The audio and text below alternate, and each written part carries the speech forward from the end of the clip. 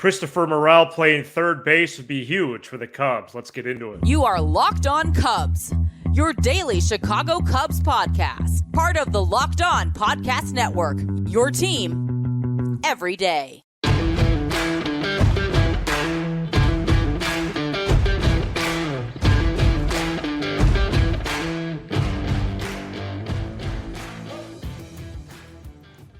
You are Locked On Cubs, part of the Locked On Podcast Network, your team every day. Alongside Sam Olber, I'm Matt Cozy. Sam and I are lifelong fans, taking our passion into a discussion with you on all things Cubs. Thank you for being part of the show and making Locked On Cubs your first listen today.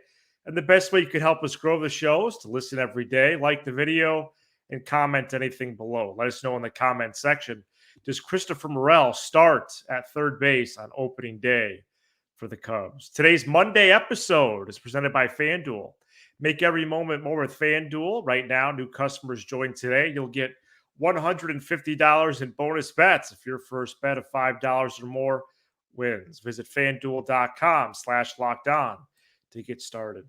Please be with you whenever and wherever you may be listening here on a Monday, first Monday episode in a while. We bring you news as spring training is underway in Mesa, Arizona, out at Sloan Park. And Cubs manager Craig Counsell announced Saturday that Christopher Morel is going to start spring training at third base. We'll get into some of his metrics along with some other things and how Morel has played third base so far in his career. But Counsell said, quote, "I think my idea at the start of camp is to kind of focus mainly at third base. Let's see where we're at. Let's evaluate that as we go. But let's give him a chance at third and give him some consistency there. Then let's see where we're at kind of roster-wise at some point in camp and then go forward from there." Sam, it's good to see you here as the weekend comes to a close. We start another week. And Morel at third base with such a big help wanted sign over there for the team, that would have many implications if he's able to stick there.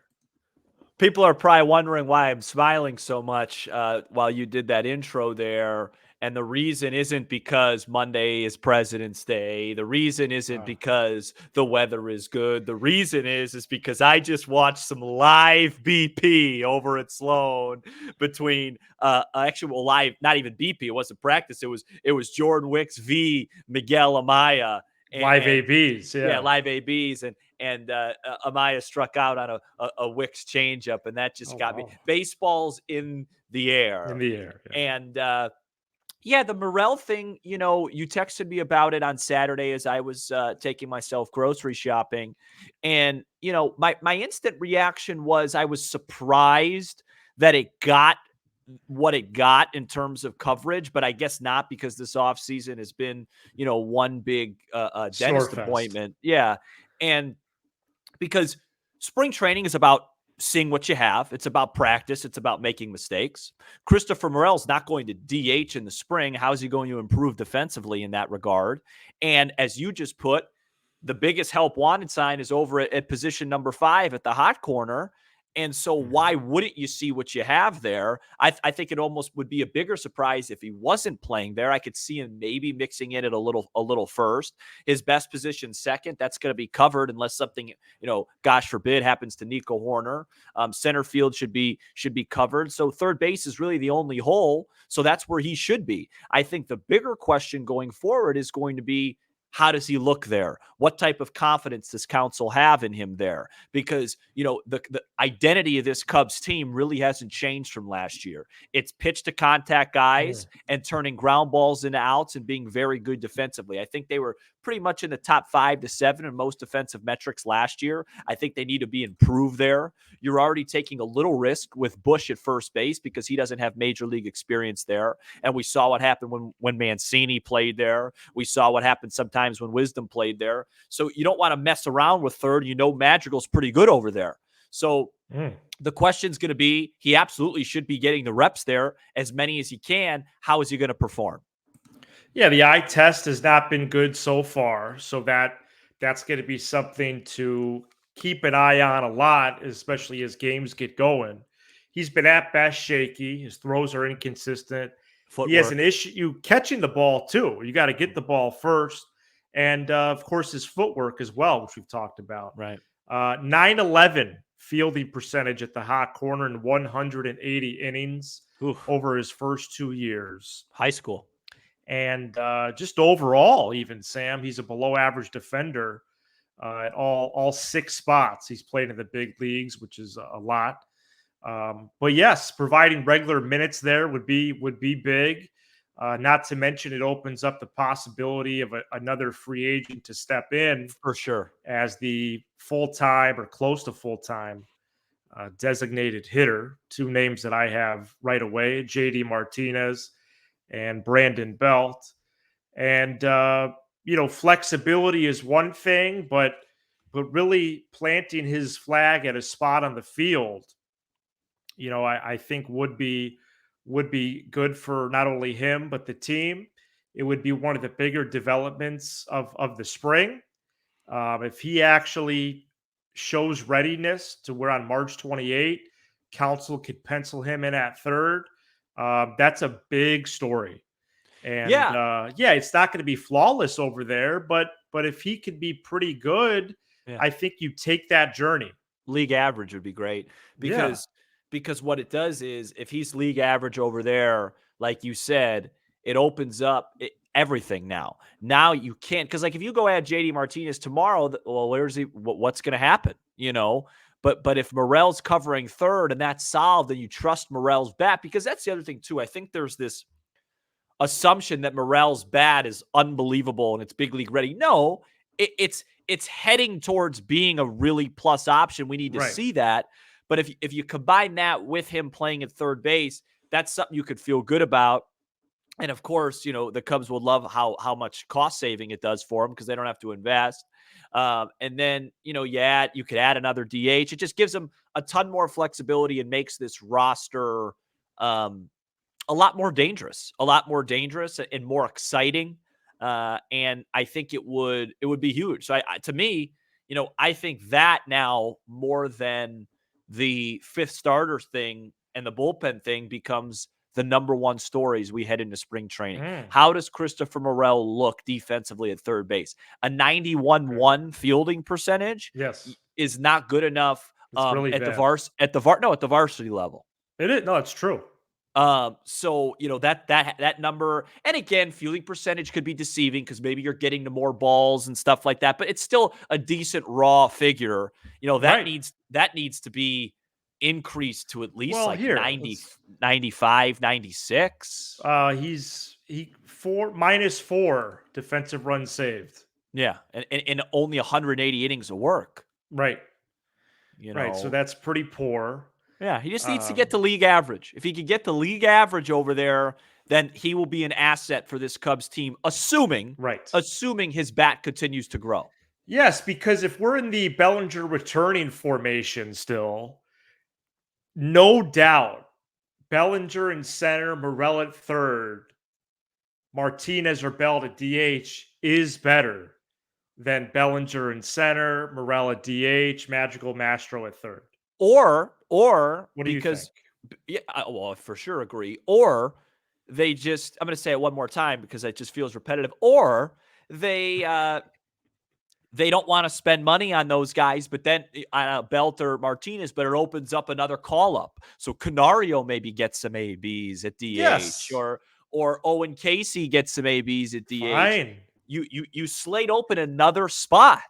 I know. I'm getting a little bit wary of my own fandom in that I'm warming up to all these young guys and all these prospects. Well, but I sketched out a lineup the other day with Canario, DH, Casey at first. I mean, what's happening? I'd like to at some point have one of our fine listeners do a bingo card, and one of the spots should be the phrase, "I sketched out a lineup the other day." Yeah. Well, and here's one right here. Now, this one is a clear NL Central favorite. I mean, clear. Yeah, this is the JD Martinez one that you posted. Yeah, no, this is clear. Happen left, Horner at second, Bellinger center, Martinez DH, Suzuki right, Swanson short, Bush first, Morel third, Gomes catcher. If Morel's playing at a league average position, third base, then that is the answer to, can the Cubs be the clear NL Central favorite? That lineup right there has balance. It has power. It has flexibility. It has excitement. It has speed. Yeah, no, it is encouraging, but it does seem right not now going to happen. So it seems unlikely. Yeah, right. And we're going to get to the Boras part of it, to close the show later. But because JD Martinez is a Boras client, which I'm sure some of you don't know. That name is really on the bottom of my list right now. Let's get to some other news and notes from spring training so far. Boras, not Martinez. And we'll get to Boras later on. He's becoming almost like a Voldemort type situation coming up next. Today's episode is brought to you by FanDuel. Get buckets with your first bet on FanDuel, America's #1 sports book, because right now new customers get $150 in bonus bets with any winning $5 bet. That's $150. If your bet wins, bet on all your favorite NBA players and teams with quick bets, live same-game parlays, exclusive props, and more. And NBA right now, Sam, is at the All-Star break, but what team are you looking to take a step in the second half? I really enjoy watching the Oklahoma City Thunder. They're probably about a year away, but they got tons of young talent, and I love watching them play the game. Visit FanDuel.com/LockedOn and shoot your shot. FanDuel, official partner of the Locked On Podcast Network. We're back here on Locked On Cubs. A few other news and notes from spring training as we move forward. And it is good to have spring in the air, as we mentioned earlier. We got live ABs, which makes sense. The first game is this Friday. Cubs White Sox, 2:05 Central. That's this Friday. That's insane. But fun. Something to look forward to for sure. I got two main things here, Sam. One is about Patrick Wisdom, who Craig Counsell, who, by the way, is the Cubs manager. I think it's important to remind folks of that and how great that is. By the way, he looks great in a Cubs uniform. He does. Wow. Some people think him and I, have similar body types. Patrick Wisdom is going to work mostly at first. So as we got news of Morel, right after that was Wisdom. He's going to work mostly at first base. Counsell spoke highly of Wisdom, especially as a contributor against left-handed pitching. Yeah. And we said it back when he was hired. Wisdom is a guy that we're curious how Counsell will use. First of all, I just want to circle back before the break. I didn't understand. Just want to say publicly the Voldemort reference. I don't know what movie that's Harry Potter. Yeah, I just want to say this. I've never seen Harry Potter or Star Wars or Lord of the Rings. Getting back to the show, I thought right when Counsell was hired, Wisdom was going to platoon at first. Now we know who he's going to platoon with. It's going to be Michael Busch. Yes. It's going to be a Michael Busch, Patrick Wisdom platoon. Again, Wisdom's got to play first base. It's not a throwaway position. He's got to learn that position. He's got to play it well. Ground ball in the hole. Can he turn a double play, throw it to second, recover to first? Can he dig balls? Things like that, from Swanson and dig throws and things like that. It's not an easy thing. We learned that the hard way last year. But again, if he can, Busch, Wisdom platoon, you got to feel like that's going to be in the mid-8s, OPS-wise, maybe low 8s, because Wisdom just smashes left-handed pitching. And, I really like that. Couple more things here.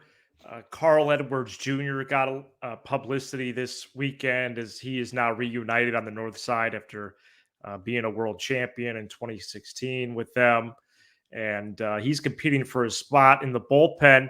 And it looks like prospect Ben Brown might be as well. That was another note from the weekend.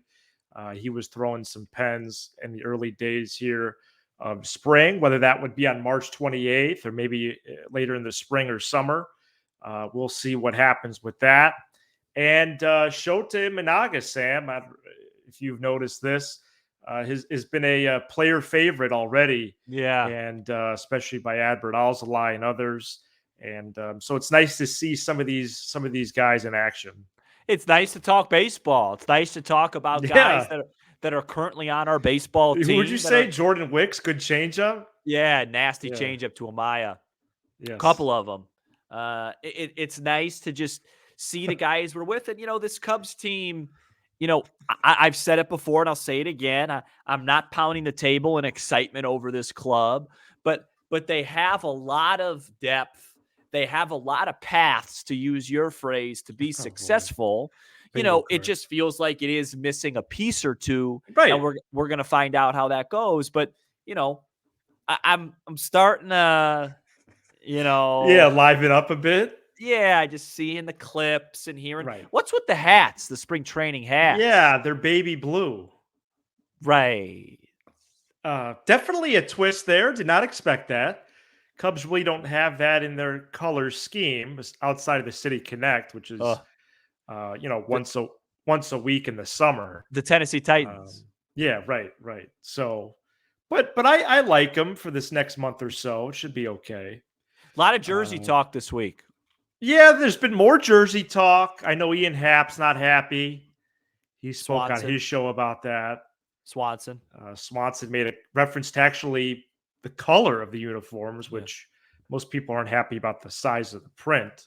Yeah, it's sad. Sad how much money's taken over this game. Yeah, it is. It is. And speaking of money, the top 4 Scott Boras clients remain at home on their couches. Let's get more into that, including a Sam tweet next. Today's episode is brought to you by eBay Motors. Passion, drive, and patience. What brings home the winning trophy is also what keeps your car alive. eBay Motors is everything you need to maintain your vehicle and level it up to peak performance, from superchargers, roof racks, exhaust kits, LED headlights, and more. Whether you're into speed, power, or style, eBay Motors has got you covered. With over 122 million parts for your number one car, you always find exactly what you're looking for.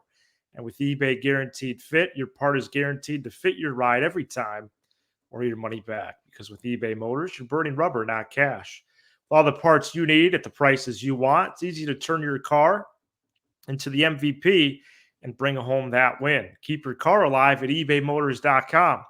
Eligible items only. Exclusions apply.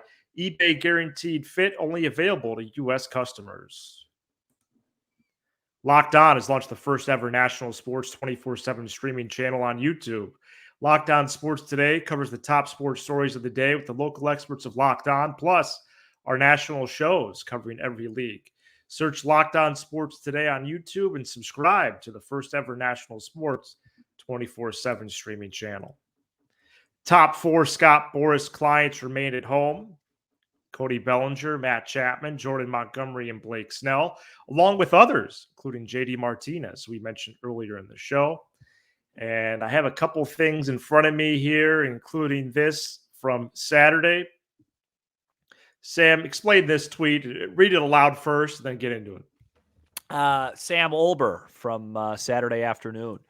Right. I don't care how good he is at his job. Scott Boras has the reigning Cy Young Award winner, a former MVP who had a career resurgence, and the best pitcher in last year's playoffs, all caps here, all unsigned in mid-February. That wasn't the plan. Trust me. Wow. End tweet. Smart guy, that guy, whoever that was. Oh, you want me to explain it now? It's definitely powerful words, but I do think that it's appropriate. Yeah, I just think, I've talked about it on this show before. Maybe I've hinted it. I just don't think that Boras's clients, and I didn't even speak about Chapman or Martinez on there. I just don't think they're happy, because if it's just simple negotiating, right? If he talks to the Yankees about Bellinger, and then he's talking to the Cubs about Bellinger, and he's talking to Chapman, he's fighting against himself. Oh, well, we like Chapman better than Bellinger. Okay, great. But then I also represent both these guys. If I'm just saying, and I don't know the business like Scott Boras does, I'm just saying, if I were a client of his, I'd at least be a little bit confused at what's going on. And people have commented back at the tweet. It was a tweet that got a lot of engagement, and they're like, Right. "Hey, it worked for Bryce Harper when Bryce Harper signed in March." Well, first of all, was Bryce Harper competing with 4 other Scott Boras clients? Number one, and secondly, Bryce Harper's not at the level of these guys. He's ahead of them. This is different. It's not Juan Soto, Bryce Harper. It's the next tier.